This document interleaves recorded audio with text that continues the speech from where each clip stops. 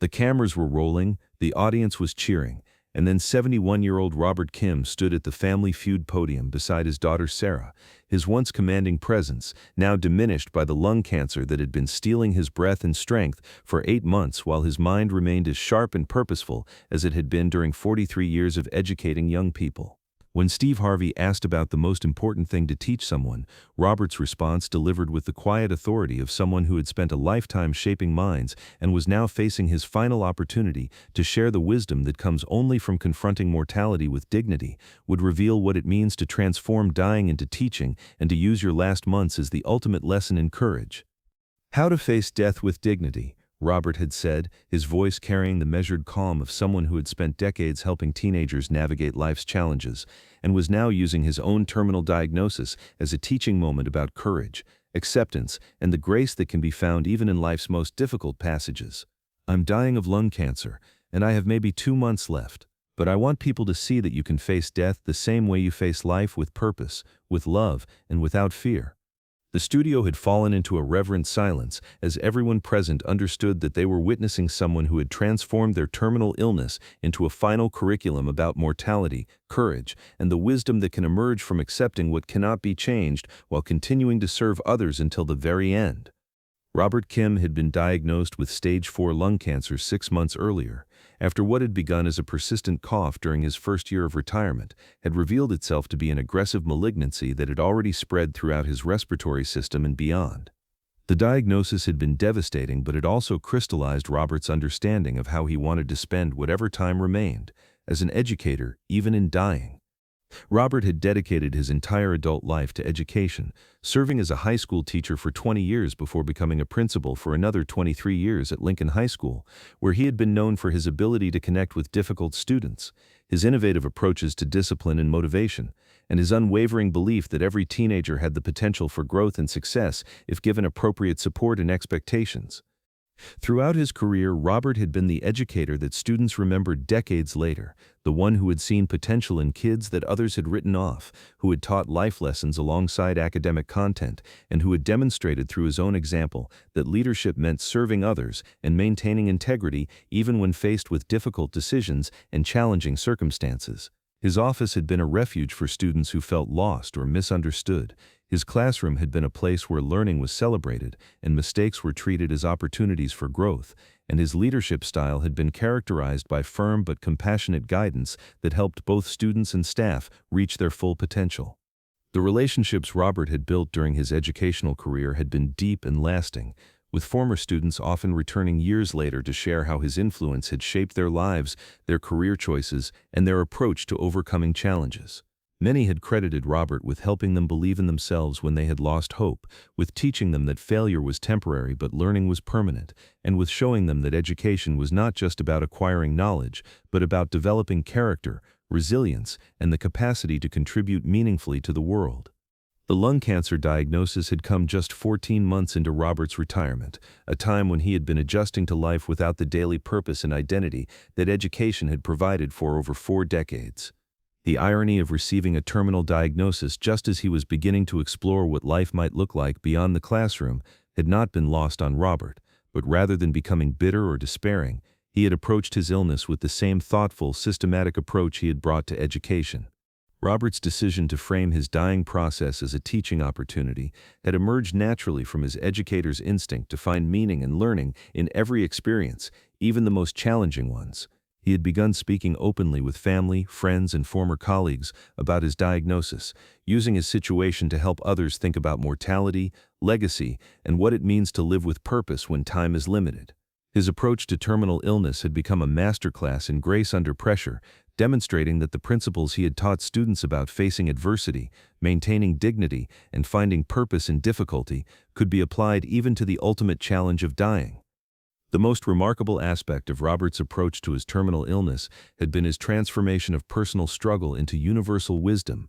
Rather than focusing primarily on his own fear, sadness, or physical discomfort, Robert had begun exploring how his experience with dying could serve as a final curriculum for everyone around him, about facing difficulty with grace, making peace with circumstances beyond control, and finding meaning even in suffering. He had approached his cancer treatment and end-of-life planning with the same methodical preparation and thoughtful consideration that had characterized his educational leadership, creating detailed plans not just for his medical care but for how he could continue serving others throughout his dying process.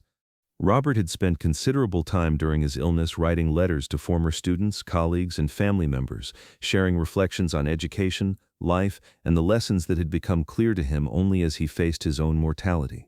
These letters had become treasured documents for recipients, offering wisdom that could only come from someone who had dedicated his life to teaching and was now teaching his final, most important lesson.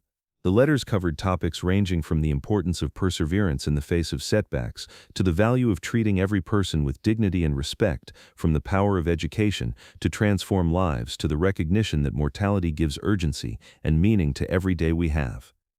The physical and emotional challenges of managing terminal cancer had been enormous and ongoing for Robert and his family. The progression of his disease had brought increasing fatigue, breathing difficulties, pain, and the gradual loss of physical abilities that had once defined his energetic approach to life and work. But Robert had met these challenges with the same philosophical outlook that had made him an effective educator, viewing each limitation as an opportunity to focus on what remained possible rather than grieving for what was being lost.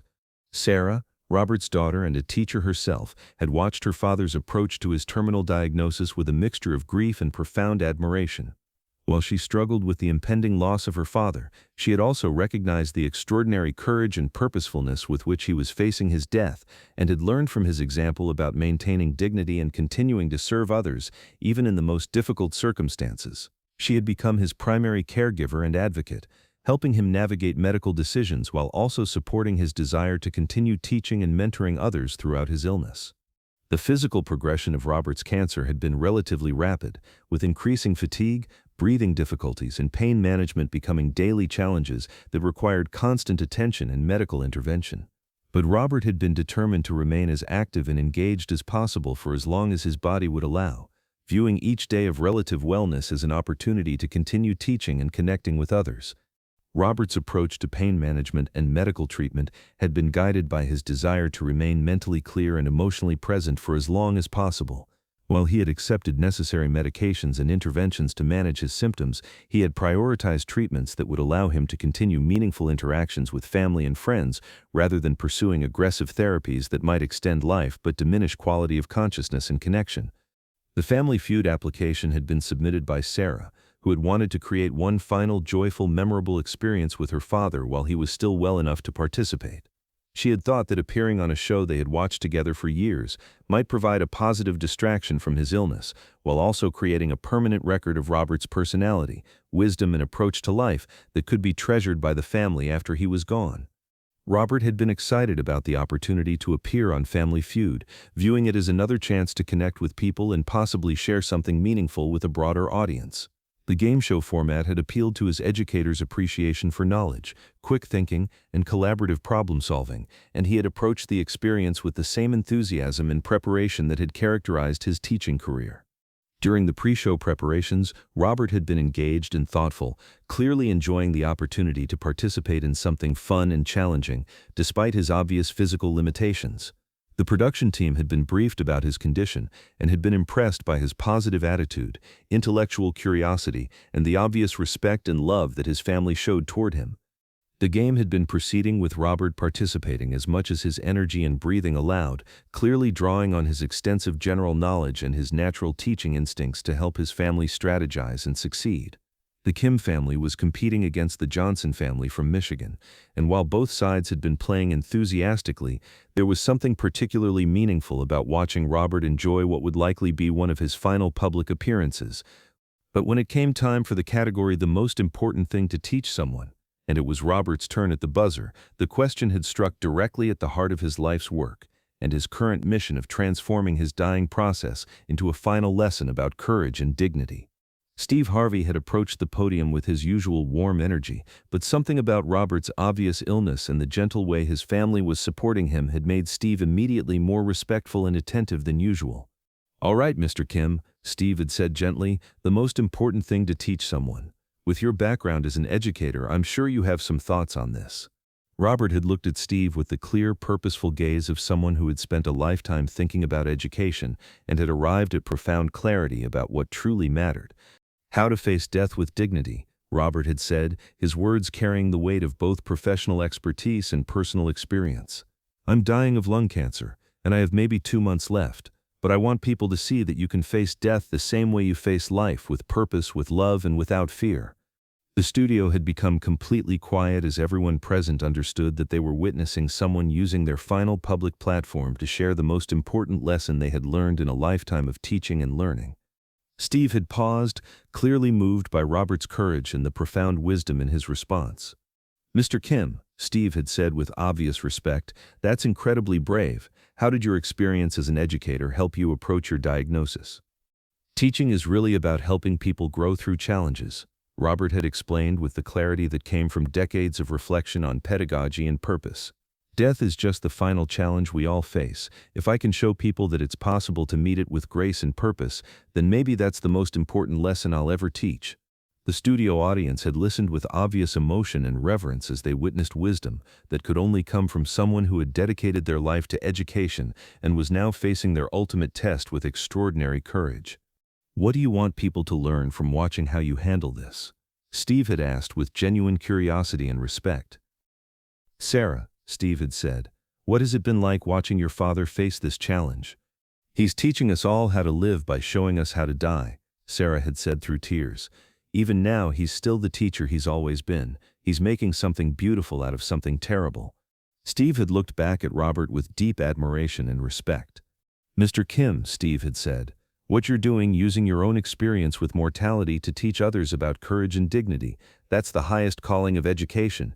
You're not just a teacher, you're a master teacher." Steve had begun removing his suit jacket, understanding that this moment required recognition of Robert's extraordinary courage and his transformation of personal struggle into universal wisdom. "Mr. Kim," Steve had said, placing the jacket around Robert's shoulders, "this jacket represents something very special today. It represents the understanding that the greatest teachers show us not just how to live, but how to face death with purpose and grace. You're teaching the most important lesson of all." Robert had accepted the jacket with obvious gratitude and dignity, clearly moved by the recognition of his approach to his terminal illness. Steve had turned to address the studio audience. "Ladies and gentlemen," Steve had announced, "Robert Kim is demonstrating what it means to be a true educator. He's taking the most difficult challenge any of us will face and turning it into a lesson about courage, dignity, and purpose. This is teaching at its highest level." The game had resumed with a completely different energy as everyone present understood that they were witnessing someone's final gift to the world, a demonstration of how to face mortality with grace, purpose, and an unwavering commitment to serving others even in the face of personal suffering.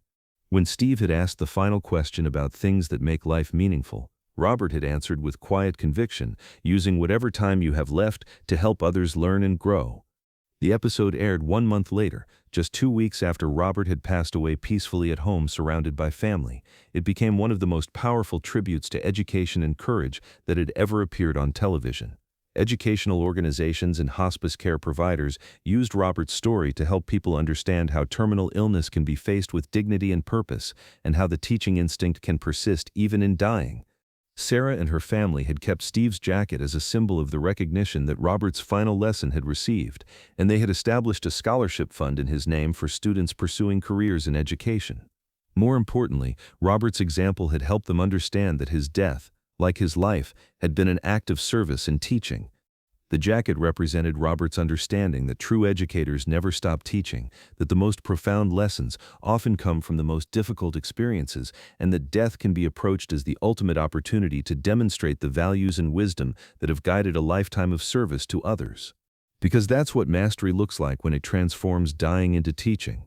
That's what courage sounds like when it faces mortality with purpose and grace. And that's what happens when a 71-year-old educator teaches everyone around them that the greatest lesson anyone can learn is how to face death with dignity, and that some of the most important teaching happens not in classrooms, but in the way we choose to live and die with integrity and love.